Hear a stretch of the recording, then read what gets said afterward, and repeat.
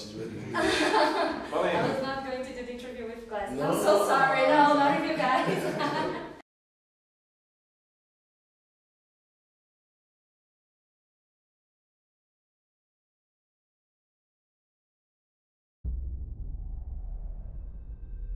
If we don't do what we love, then we wouldn't exist.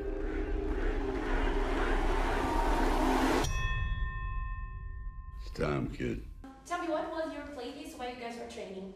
I listen to albums when they come out. Like whatever comes out around that time, I like to play them over and over and over again. So I was listening to Nipsey Hussle, Victory Lap, I know Pusha T, Travis Scott's always in rotation. You know, Drake. You know, those are guys that Migos was going off at that time. So I think I was listening to a lot of those. Yeah, Mike introduced me, for example, to Travis Scott and Jordan a lot. Yeah. And actually, in the preparation time for that movie, the Black Panther album came out, and there was the yeah, crazy songs on it. So I used that, and obviously, some tracks from home country, Romania and Germany. And Michael, it's the first time that you return to the same character in a movie franchise, and Stallone passed the mantle to you. How was that? It was an honor. Honestly, when we were on set that day, and he usually that was the last day of the movie, and usually when you're wrapping up, actors are saying, "Oh, it was a great time," whatever, and then that's kind of like your emotional kind of speech, and then that's it. So when he started talking, kind of passing the torch, I was kind of caught off guard a little bit, and it was very emotional. It was an honor. I wasn't expecting it at all, and the fact that he sees something, he sees it in me, that I have what it takes to kind of keep this thing going was a true honor, and I plan to do that. But you don't think I could beat him? Is that what you're trying to say? No, that's not what I'm saying. I'm saying I'm not gonna be here forever. And what's that supposed to mean? That means you gotta do some smart thinking. Oh, you wanna talk about smart decisions, Rock? Tessa, it's been a great year for you. You returned to Westworld and now to Creed. And how is that for you? It's been great. I feel so lucky to get to work on projects that I love and to get to work on work that is varied and is different as all the projects that I get to do. It's been great. And how was to have a baby with you guys in the set? Great. I love babies. Babies are so fun. I also really love babies that you can return to their rightful owner. Like, a baby is so fun to hang out with when you don't have to take it home, when you're just like, bye, baby, like, bye. It was really fun to see Mike with a baby because it's the only time I've ever seen him, like, lose his cool. He was like, oh, what baby? And I will say that the babies all really love Stephen Cable Jr., our director. So there's one shot of the brilliant shot towards the end of the film where the baby is looking towards the camera and sort of smiles, and what she's looking at is our director, which I love. Nice. I know, it's really sweet. Creed 2, you guys are more, it's even more about not only the sport, right? So it's like family, overcoming expectations. And how do you feel this movie, different from Creed 1? Well, I think you said it perfectly. I think it's really a film about family and those relationships, and you get to see them embark on making their own family in this space and navigating their own ambition with their partnership.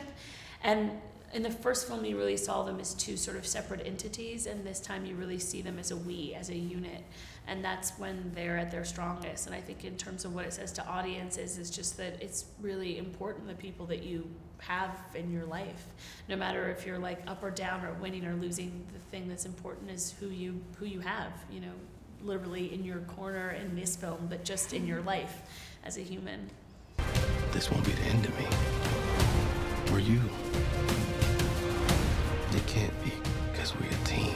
So if you guys could choose any person in the world to keep fighting with someone, who would it be? Like a boxer?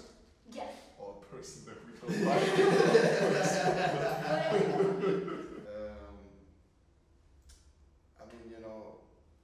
My boxing idol always was Roy Jones. Yeah, that's so funny. Yeah, yeah, I know. So, I'm still a huge fan of his style, because I think it never happened again to see a guy move that way in the ring. So I would love to join the ring with him one time. I mean, for me, that's so funny, because I love him. I mean, one of my all time is like Muhammad Ali. You know what I'm saying? So like, to kind of, you know, Apollo Creed is kind of based off of him. You know, so you know, for me, just to kind of get in the ring with him and, you know, get my ass whooped. I'll probably be and slept. Yeah, so like it'd be one of those things where I would love to like, you know, like learn from that. So I think it'd be cool to kind of get in the ring with him and spar. God, I mean, so many people, depends. And in an athletic space, like Serena Williams, just because it would be amazing to share space with her, and she's such an incredibly fierce athlete and human and force of nature. I'd like to spar with Michelle Obama, like over tea, just because she's incredible. And yeah, and I'm really lucky that I get to spar with Mike in terms of acting. It really does feel like we are in our own ring together in terms of the work. We push each other and I think make each other better as actors. Why do it again? What do you have to prove? It's not about that. You wouldn't be any good to anybody if you didn't do what you love. You wouldn't be able to breathe, right? Well, I wouldn't be any good to anybody if I don't handle this the right way. I see. And you guys enjoying Brazil? Having a blast. It's we don't want to leave. They're dragging us to the airport. So we plan on coming back and spending more time when it's not just work, and we're able to really like get out and like, you know, do things that we want to do. But we It would be a great pleasure for us. to have us. Yes. We'll be back. We Please. promise.